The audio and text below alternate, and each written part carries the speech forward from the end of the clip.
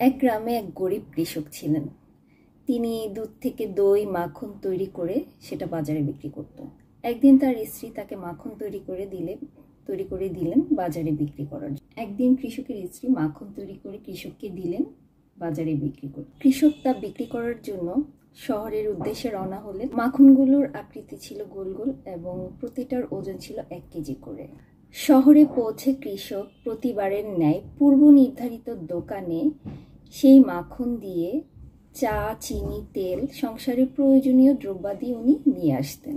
আজ কৃষক চলে যাওয়ার পর দোকানদার মাখনের রোলগুলো ফ্রিজে রাখার সময় ভাবলেন আজ একবার পরীক্ষা করে দেখা যাক। মাখনের রোলগুলো ওজন করতেই উনি দেখলেন মাখনের রোলগুলো 1 কেজি নয়, প্রতিটার ওজন 900 গ্রাম করে।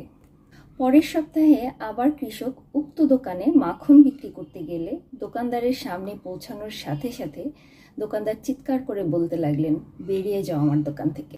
এবার থেকে কোনো বেইমান চিটিংবাজের সাথে ব্যবসা করো, আমার দোকানে আর কোনোদিন পা রাখবে না।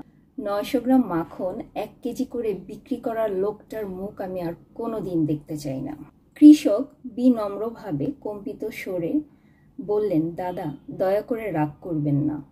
আসলে আমি খুবই গরিব মানুষ, দাড়ি পাল্লা বাটখারা কেনার মতো পয়সা আমার নেই।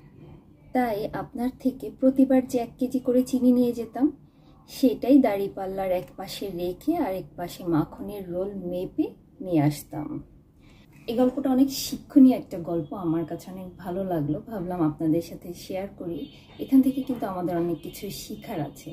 আমরা যদি কারোর সাথে খারাপ কিছু করি, একদিন সেটা আমাদের সাথে হবে। ধন্যবাদ সবাইকে।